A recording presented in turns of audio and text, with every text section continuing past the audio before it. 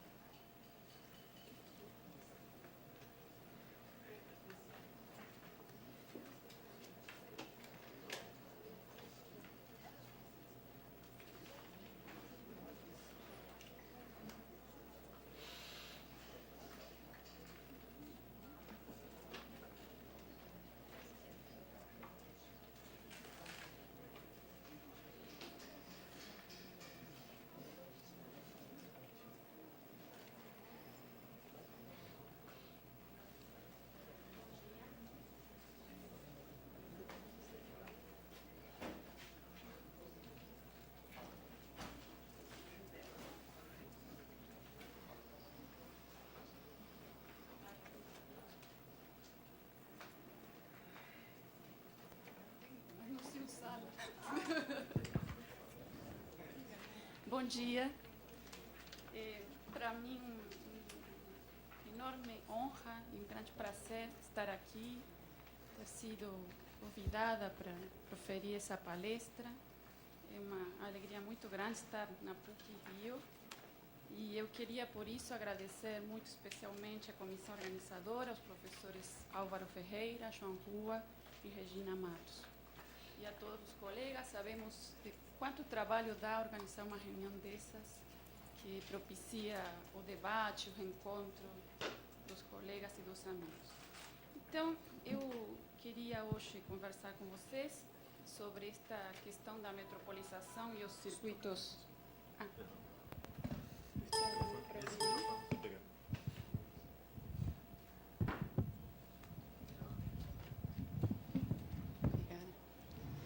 Então, eu dividi a minha apresentação em 4 pontos. O primeiro deles é território, metrópole e divisão do trabalho. E, para isso, eu queria começar com uma frase que Jean Prince escreveu em 1947, quando ele diz: a grande cidade merece ser estudada em si mesma e por ela mesma, como fato extraordinariamente importante da instalação humana. Me parece que não há dúvida sobre o fato de que a metropolização é uma tendência constitutiva do período da globalização. Mas a metrópole, como já a gente vem conversando nesse evento, não é apenas um grau superlativo da urbanização, mas, sobretudo, me parece um processo de extrema divisão social e territorial do trabalho, que está atravessado por complexas formas de cooperação entre agentes de desigual grau de capital, tecnologia e organização. E este é o ponto fundamental que vou trabalhar. Portanto, a metrópole ela revela uma complexidade funcional. Essa ideia da complexidade funcional é o que nos permitiria chamar a metrópole de totalidade menor. Milton Santos, num dos seus livros, escreveu que só as aglomerações urbanas com certo nível de complexidade podem ser consideradas como totalidades, que é o caso da metrópole. Por quê? Porque, na verdade, o que explica a cidade e também a metrópole não é ela mesma, mas a formação socioespacial, o que estamos chamando de território usado, é a totalidade maior que realmente é o quadro explicativo dos processos de urbanização e metropolização. Mas a complexidade funcional da metrópole permite considerá-la em função do seu vasto meio construído, isto é, a sua base material, e os agentes com rendas e formas de produção de produção e consumo muito diversas que constituem o espaço metropolitano, e as suas interdependências e complementariedades na contiguidade permitem também considerá-la como uma totalidade menor dentro dessa totalidade maior que é a formação social. No final do século XIX, Levasseur se referia à ideia da massa dos grupos urbanos. E 60 anos depois, Maxor vai retomar essa ideia para dizer que as metrópoles se caracterizam, antes de mais nada, pela massa, isto é, a população, a superfície, a densidade. E ele dirá, Maxor, que não são apenas cidades grandes as metrópoles, mas isso é primeiramente o que elas são.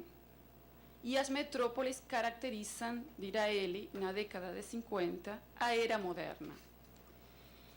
No seu livro O Espaço Dividido, Milton Santos dirá que a grande cidade tornou-se metrópole quando da revolução do consumo, porque novas necessidades aumentaram a dimensão das cidades e diversificaram as atividades. Então, me parece que esse reconhecimento concomitante de duas totalidades, a formação socioespacial e a metrópole, é o que permitiria discutir a economia política da urbanização, que seria a escala nacional, e a economia política da cidade, esta economia da metrópole. Mas a proposta dos circuitos da economia urbana, ela nos permitiria analisar ambas economias concomitantemente, uma vez que os agentes e as atividades que na metrópole se desenvolvem têm uns a capacidade de macro-organizar o território nacional e outros se circunscrevem à aglomeração, mas ambos são interdependentes. Então, aqui eu queria entrar no meu segundo ponto, que chamei de circuitos da economia urbana, existência unitária e oposição dialética.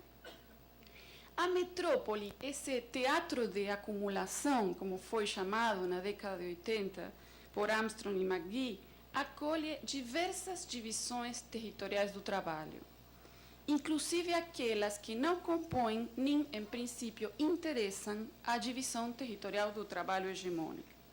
Poderíamos aqui lembrar um grande historiador, Pirenne, quando escrevia que as cidades são obra dos mercados. Essa disparidade de divisões territoriais do trabalho é o que nos permite continuar reconhecendo na metrópole dois circuitos da economia, que, longe de compor uma dualidade, se definem por uma existência unitária e por uma oposição dialética. Por que falamos uma existência unitária? Porque os circuitos, creio eu, revelam a unidade do fenômeno urbano. Eu me inspiraria num grande autor como Simmel para dizer, quando ele discute a ideia de unidade, para dizer que não poderíamos chamar de uno o fenômeno urbano se cada circuito não influísse de algum modo sobre o outro, se em algum ponto se interrompesse a reciprocidade de influências entre os dois circuitos. Em outras palavras, isto significa dizer que cada circuito não tem uma existência independente. Se ele não tem uma existência independente, ele não pode ter uma autonomia de significado. Os circuitos da economia, eles têm uma origem comum, têm causas comuns, que poderíamos sintetizar em duas coisas entrelaçadas: as sucessivas modernizações capitalistas, tecnológicas e organizacionais do território e da cidade, associada a uma profunda desigualdade na distribuição da renda. Estes dados parecem constituir com novos rostos a cidade contemporânea. Mas a existência unitária também não se explica sem a ideia da oposição dialética. Isto é, um circuito não se define sem o outro. Um circuito é oposto ao outro na sua relação. E essa relação é, na verdade, uma complementaridade. Só que, para o circuito inferior, a complementaridade tem de subordinação ou dependência. Por isso, eu acho interessante frisar a ideia de que o valor dos circuitos e os seus limites são relacionais.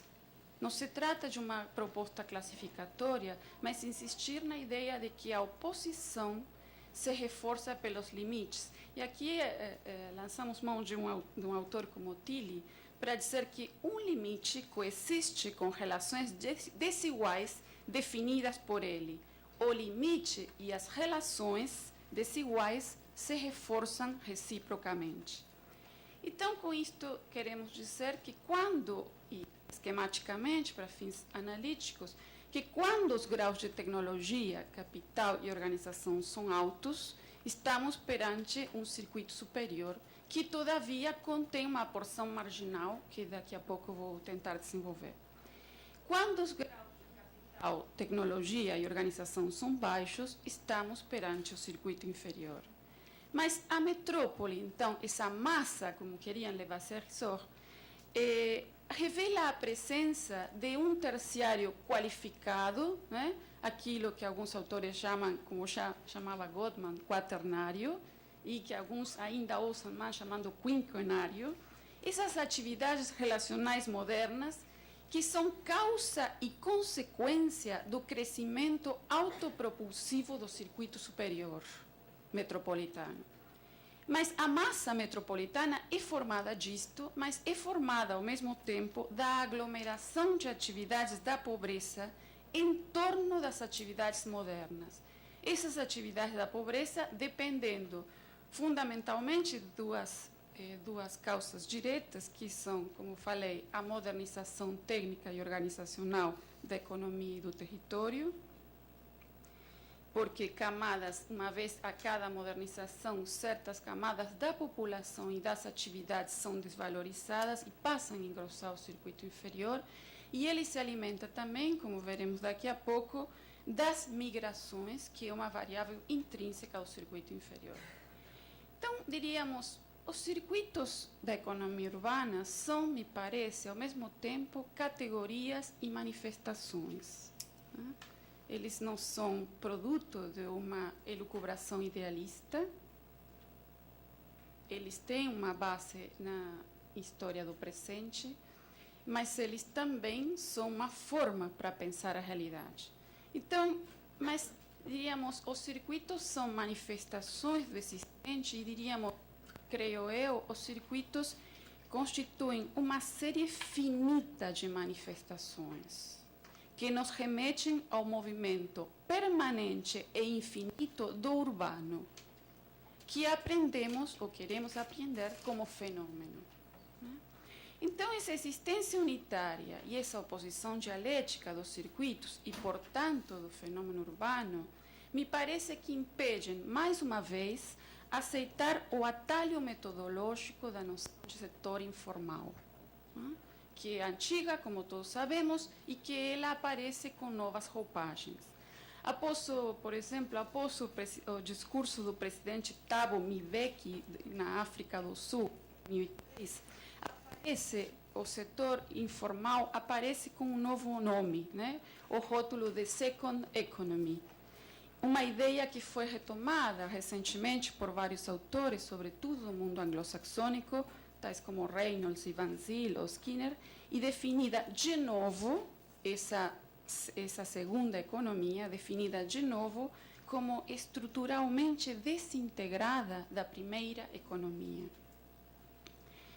No entanto, me parece que cada circuito tem características próprias. Essas características próprias, elas estão dadas por, o que eu creio, são dois tipos de elementos: os elementos constitutivos e os elementos relacionais.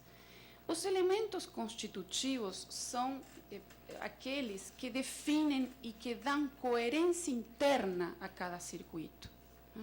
Aquilo que, para início de debate, dizemos graus de capital, tecnologia e organização.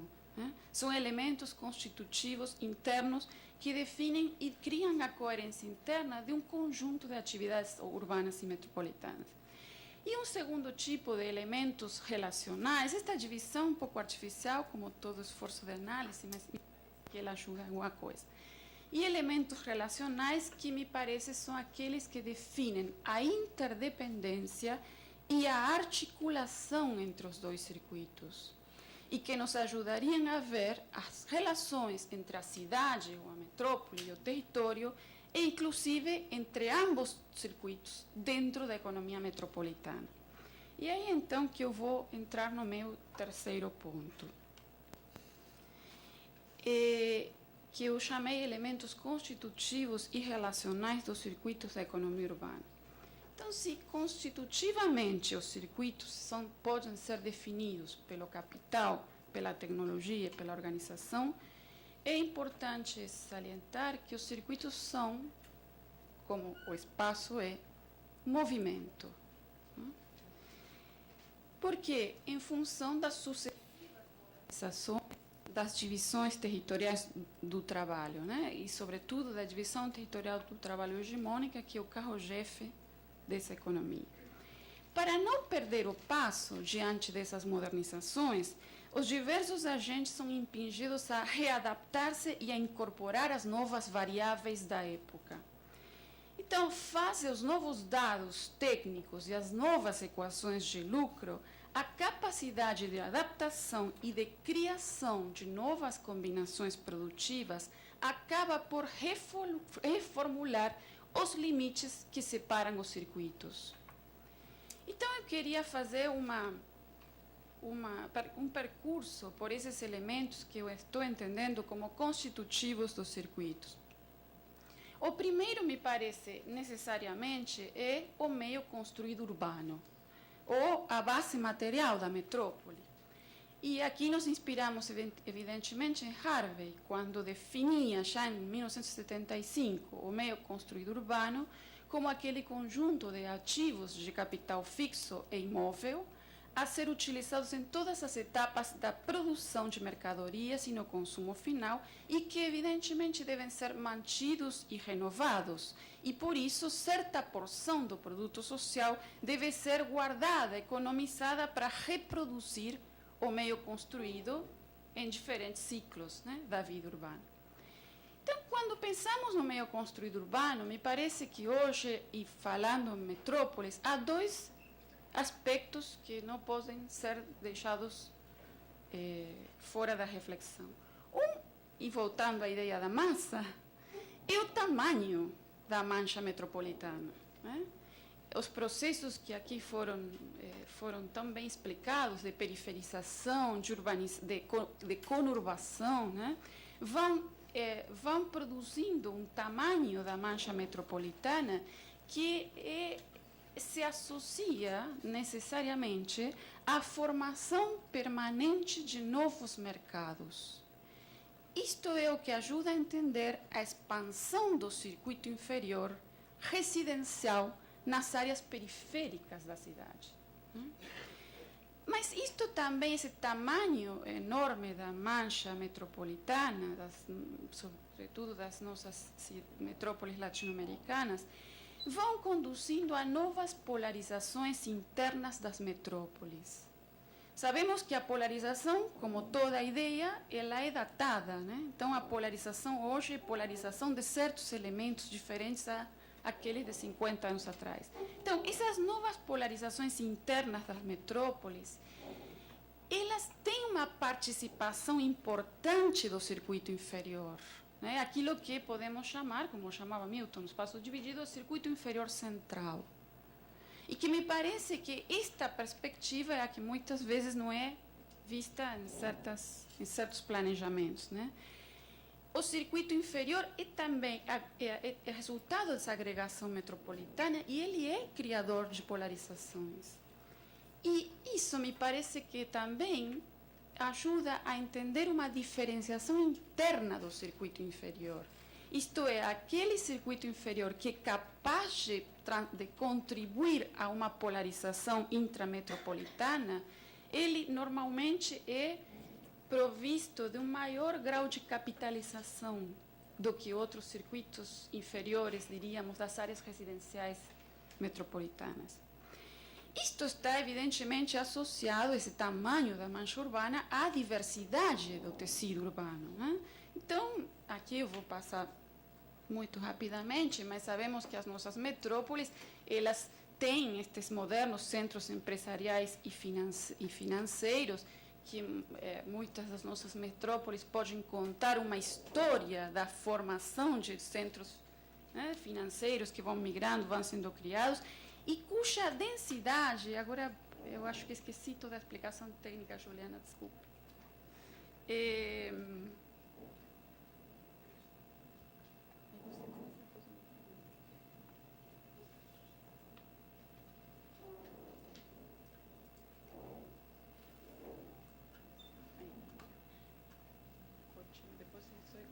Obrigada.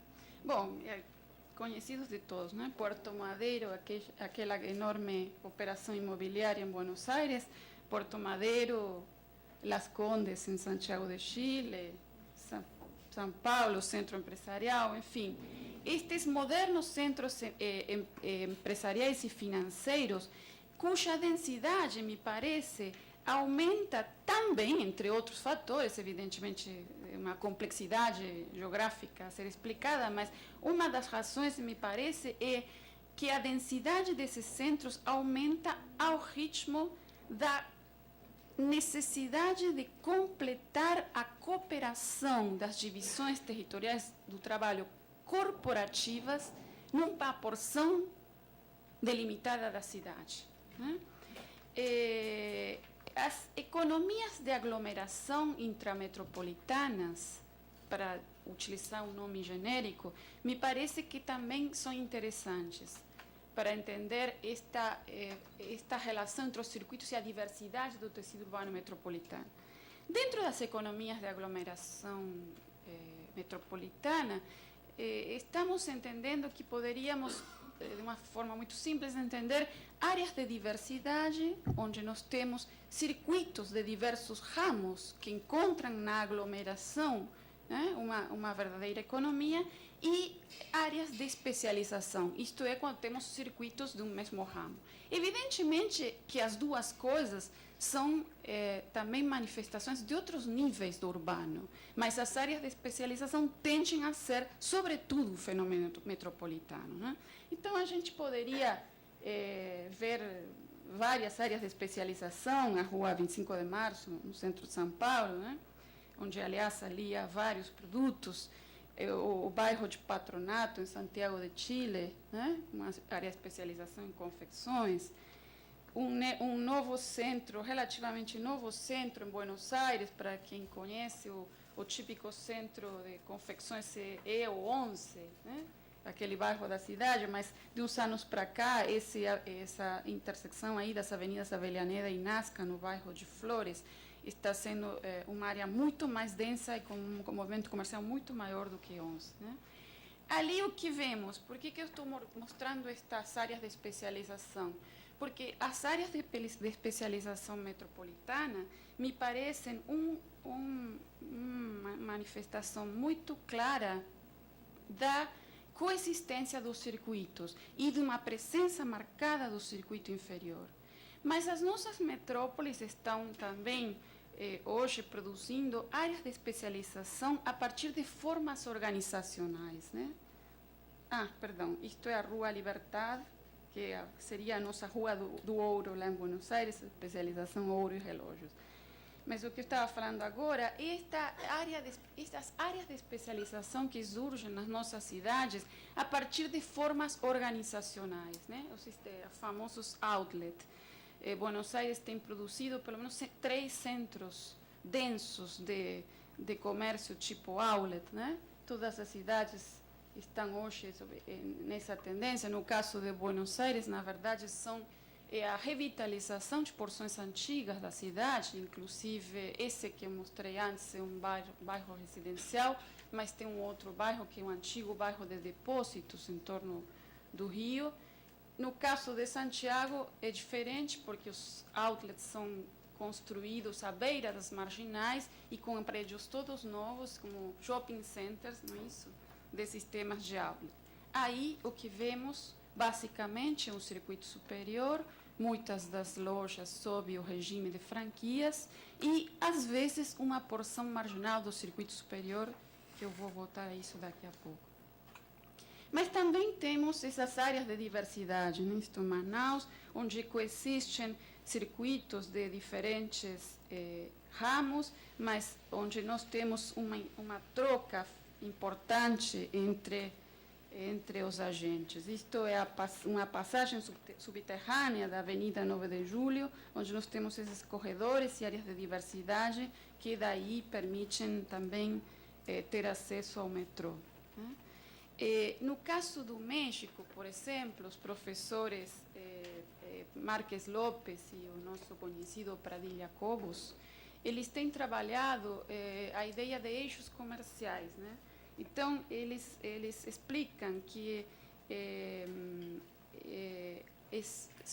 aparecem na cidade, no Distrito Federal, corredores terciários que substituem centros e subcentros e que, ao mesmo tempo, neles há uma parte informal da terceirização que invade as ruas e as praças da centralidade antiga. Quer dizer, há uma modernização que se espalha por esses corredores terciários de serviços e o chamado setor informal vai se apropriar dessas áreas da centralidade antiga, mas que também já vai avançando por esses corredores próprios daquela economia mais hegemônica, né?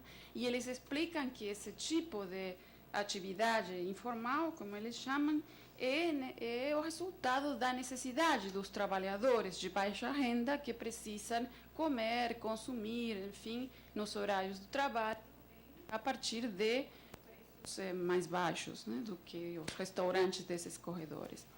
Agora, um outro elemento que me parece interessante para pensar e repensar os circuitos, além do meio construído, é o sistema o sistema técnico contemporâneo. O sistema técnico contemporâneo me parece que nos pede um olhar duplo. De um lado, estamos perante uma técnica rígida, endurecida, que trabalha no sentido de aumentar o poder técnico dos agentes hegemônicos, e, de outro lado, uma banalização de uma técnica mais flexível. Então, essa rigidez da técnica e o aumento do poder dos agentes hegemônicos, ao que estou querendo me referir é aos grandes sistemas de engenharia, transportes, comunicações, etc., que, em geral, são construídos respondendo... Como volto para trás? Desculpa.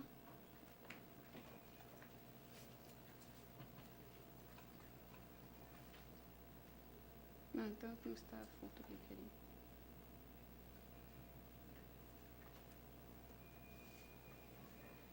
Aqui. Essas partes da cidade onde os sistemas de engenharia, as infraestruturas são construídas, em geral, respondendo às necessidades do circuito superior. Quer dizer, sistemas técnicos que, embutidos no meio construído da metrópole, permitem comandar atividades e reunir informações a partir de um punhado de pontos no território e alcançar grandes escalas de produção e de venda. Isto fortalece o poder técnico e político, né, das grandes empresas de tecnologia, consultorias, atacadistas, enfim. Mas, certamente, a técnica tem, então, um outro lado hoje. Isto que entendemos como banalização da técnica. Um autor como Thierry Godin se referia à ideia das técnicas divisíveis, flexíveis, doces, né? Milton Santos vai retomar a ideia e dizer que essas técnicas são parte da esperança do novo período, porque são técnicas que demandam inteligência e informação para funcionar, permitindo, portanto, usos e escalas distintas do sistema técnico. Um autor como Jesus Martín Barbero vai escrever que o cérebro e a informação hoje se fundem e substituem a tradicional relação do corpo com a máquina, produzindo um saber fazer com maior conteúdo mental. Uma pergunta que me ocorre fazer, me debruçando sobre esse tema, é se essa banalização de certas técnicas, né, esse sistema técnico flexível é uma palavra complicada, né?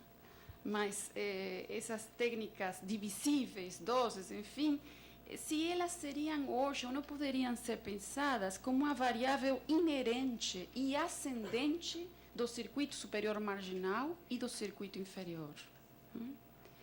Nós trabalhamos alguns temas, tanto no Brasil quanto na Argentina, e um dos temas pesquisados foram os estúdios de gravação musical, né? E neste ponto é interessante porque a passagem de um sistema de gravação analógico para um sistema digital permitiu foi uma grande mudança do sistema técnico e permitiu uma difusão dos estúdios, a abertura de numerosos estúdios de gravação, onde o trabalho, porque o sistema digital o que permite? Permite uma mão de obra, um trabalho que não tenha o mesmo nível de especialização que demandava o sistema analógico. Isto nos permitiu ver uma verdadeira profusão de estúdios de gravação em várias metrópoles brasileiras, né? Mas a gente tem sempre também uma série de outros exemplos, né, que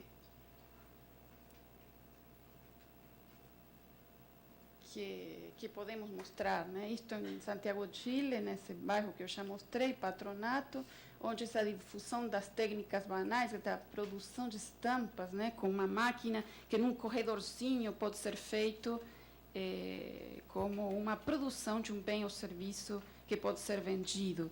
A mesma coisa que na favela de Heliópolis, em São Paulo, uma gráfica, né, pouco capitalizada, ou as lan houses, né, que estão crescendo nos bairros mais pobres.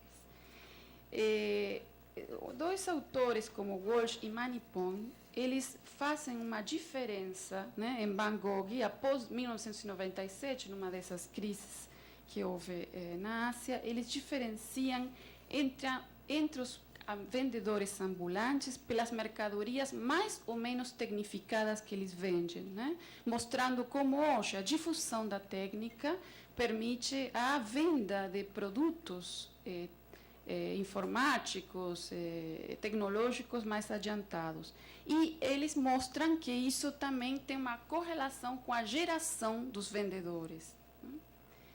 Um outro elemento que eu acho que é importante para trabalhar hoje, pensando em circuitos, é a ideia de organização. Acho que a ideia de organização é um elemento central do período, tem uma crescente importância e uma forma de capitalização das atividades. Então, de um lado, nós temos a ação estratégica das grandes empresas, com o uso da teleação, uma ação crescentemente normatizada, burocratizada, a incorporação de procedimentos, que podemos também chamar técnica da ação, a construção e consolidação das marcas como um produto, as profusas associações entre corporações, das quais poderíamos talvez citar esta associação entre bancos e cartões de créditos, que provoca uma verdadeira mudança no comércio, e o comércio eletrônico, entre tantas outras coisas. Nos sistemas de organização que a gente vê na escala metropolitana e mesmo território nacional, as franquias, o sistema de franquias, aparece como um dado marcante, que é parte de uma outra pesquisa que estamos fazendo. Quer dizer, me parece que esse sistema de franquias permite repensar a porção, ou pelo menos uma das porções marginais do circuito superior. Por quê? Porque o que nós vemos com o sistema de franquias é que uma empresa marca, né, drena pequenos capitais de uma metrópole, não assume custos pela criação de empregos ou pelo aumento de capitais fixos. Aparece, então, nas cidades um novo circuito superior marginal emergente, que é emergente pela necessidade que tem de incorporar acréscimos de organização e técnica contemporânea, mas é marginal pela dependência e pela vulnerabilidade que tem diante dos grandes capitais. Em se tratando de organização, caberia também mencionar que tanto o circuito inferior como o circuito superior marginal também rearranjam as suas formas de organização. Um dos dados disso nas metrópoles é aquela modalidade da venda durante a madrugada, né, que as nossas metrópoles conhecem. Quer dizer, a extensão dos mercados do circuito inferior e do circuito superior marginal nos parece que se acrescenta a intensidade desses circuitos, né? Evidentemente que nessas áreas há um circuito superior também presente, normalmente alugando os espaços ou comandando as molas principais da distribuição das coisas. Mas nós sabemos, a Feira da Madrugada em São Paulo, que é bastante conhecida, e temos, por exemplo, esta aqui, El Madrugón, no bairro comercial do centro de Bogotá, San Victorino, né, que é aqui no fundo, El Madrugón, e são várias lojas onde tem fabricação e venda durante a madrugada. Este tipo de modalidade, né, quer dizer, o comércio à noite, à madrugada, se soma a outras formas mais tradicionais que continuam se reproduzindo, que é o fracionamento, como estratégia desses circuitos inferiores e das porções marginais. O fracionamento das vendas, o fracionamento das tarefas e o fracionamento nas compras. Por que nas vendas? Porque sabemos que estes agentes vendem por unidade, né? Nós vemos isso nas feiras, nas pequenas lojas, vendem por unidade, normalmente sendo o preço da unidade mais caro do que nos grandes estabelecimentos. Mas também fracionam as tarefas. É isto que faz parte do trabalho intensivo do circuito inferior. Quer dizer, aumenta o trabalho, mas há, ao mesmo tempo, um rodízio de tarefas, né? A divisão social do trabalho não é tão rígida no circuito inferior. McGee já se referia há várias décadas à capacidade autoinflacionária do circuito inferior, né? O que nós temos visto em campo, por exemplo, é que as lojas, os boxes, dentro das galerias do centro, por exemplo, o centro de São Paulo, tem um funcionário na calçada para atrair os clientes. Quer dizer, a falta de capital para uma melhor localização, ele está no fundão da galeria, ele compensa com mais trabalho. Tem uma pessoa, uma forma de organização, uma pessoa que está na porta atraindo os clientes para o fundo da galeria. Mas é também um fracionamento nas vendas. Isto a gente está vendo de uma forma crescente nos últimos anos. O que eu quero dizer com isto? O papel dos grandes supermercados atacadistas. As pequenas mercearias, quitandas das periferias urbanas, cada vez mais compram os seus produtos nos grandes atacadistas que, não por acaso, estão instalados nas beiras desses bairros populares, né? Então, isto me parece que também tem que ser visto do outro lado. Isto provoca mais trabalho no circuito inferior. Por quê? Porque ele tem que fracionar os locais onde compra. Compra, ora, alguns produtos no atacadista, ora, compra outros produtos no fornecedor, que vem com um caminhãozinho na porta da sua loja. Outro vai buscar em outro lugar. Então, também isto é uma forma de dividir mais o trabalho no circuito inferior. Isto é, em outras palavras, aumentar o trabalho e diminuir o excedente da atividade, né? Mas o que a gente vê nesse mundo complexo é também um certo fracionamento no circuito superior.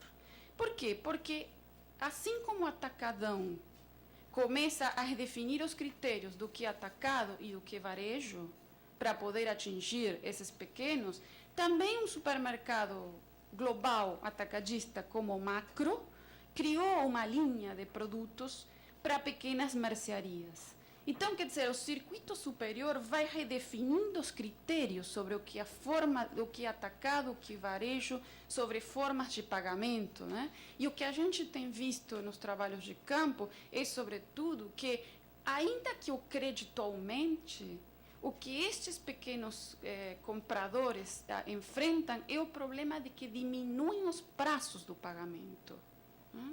Aumentam as taxas de juros, mas também diminuem os prazos de pagamento. E os instrumentos com os quais eles podem pagar esses 6 ou 12 produtos que compram iguais, né? Agora, essas mudanças organizacionais, então, elas me parece que provocam transformações no uso do tempo, no uso da superfície, vou dizer assim, não vou dizer espaço, né? E na segmentação dos produtos e das marcas. Do tempo, por quê? Porque tanto no circuito inferior, como vimos, como no circuito superior, a última fronteira, a noite como tempo produtivo para o consumo, né? Isto parece um traço comum para os dois, com diferenças de capital e de estratégias, mas um traço comum. Isto que falei antes, a expansão do crédito concomitante a certa redução dos prazos de pagamento e ou aumento dos juros, né? E também a organização se redefine a partir de uma ampliação e segmentação das superfícies das localizações. Vamos ver se eu fiz uma dessa organização com as fotos.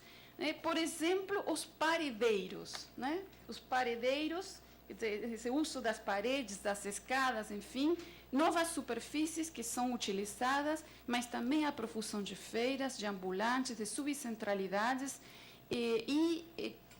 como parte do circuito inferior e como parte do circuito superior, a venda porta a porta, que sabemos que a Nestlé e a Coca-Cola estão fazendo nas nossas periferias, e também esta questão do gradiente de valor dentro das galerias, né? Por exemplo, nas galerias de Santa Efigênia, em São Paulo, a gente constatou que um box na frente, com vitrine para a rua, é R$6.000 e R$1.500 no fundo, né?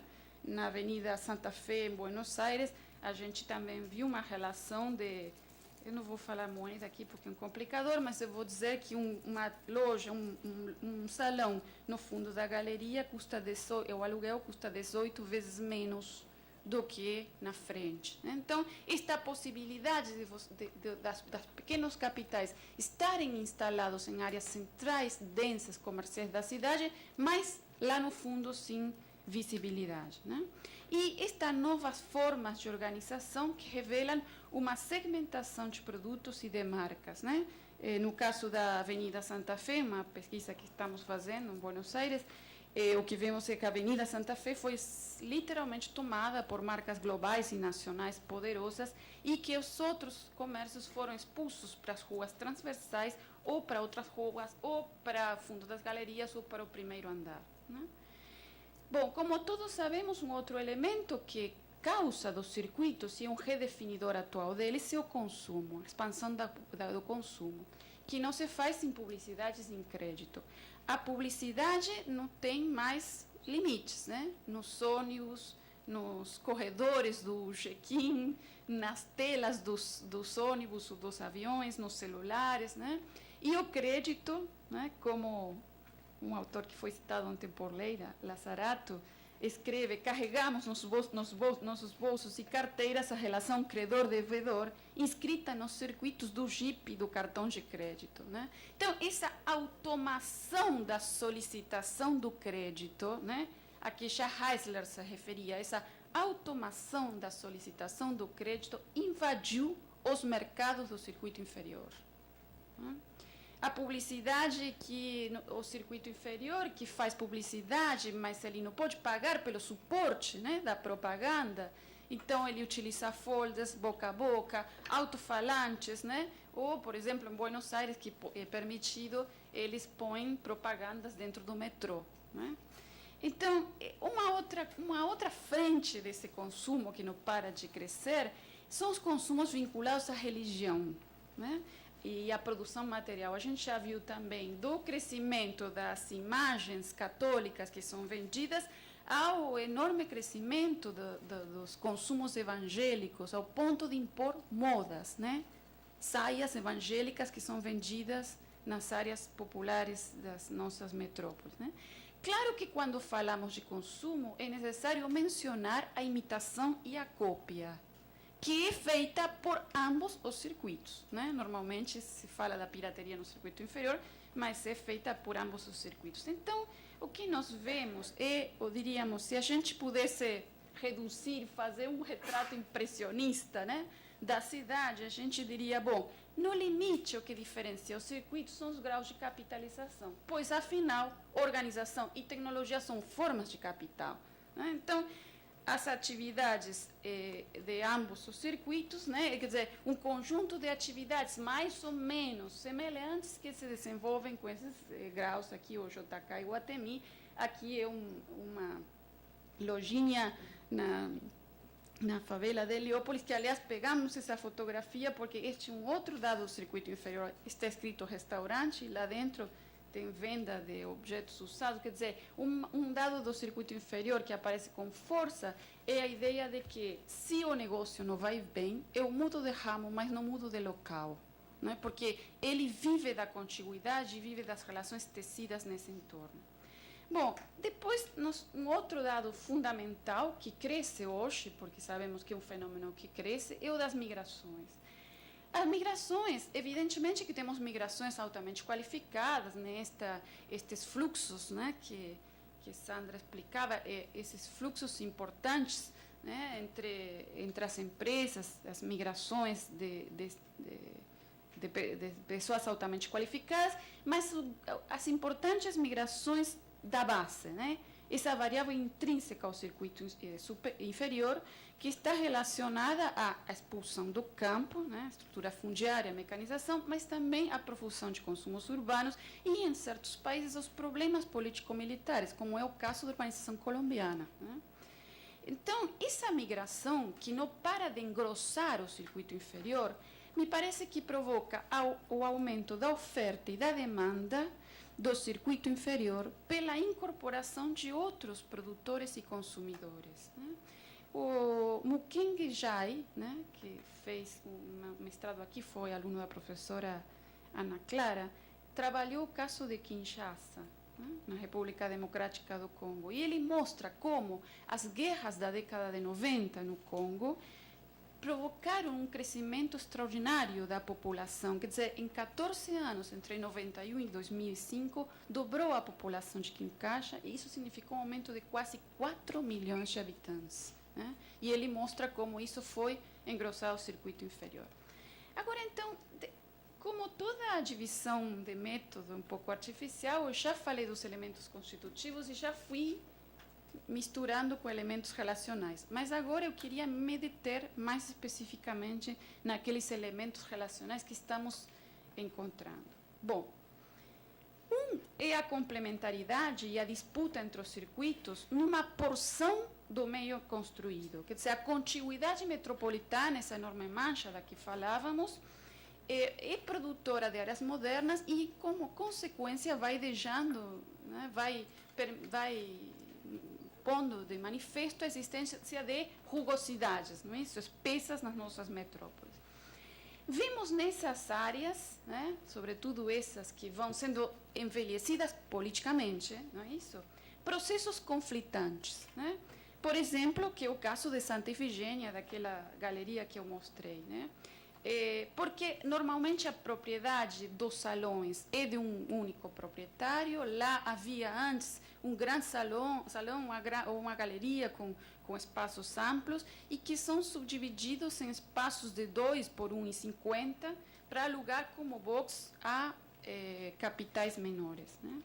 Também as operações de revitalização, né, Álvaro? Esse caso também é Victorino, aí perto del Madrugão, onde eu mostrei. Essa área, que é uma área de comércio popular, de feiras, de ambulantes, e hoje começou uma operação para construir lá esse Centro Internacional de Comércio Atacadista, né, com a expulsão desses pequenos comerciantes.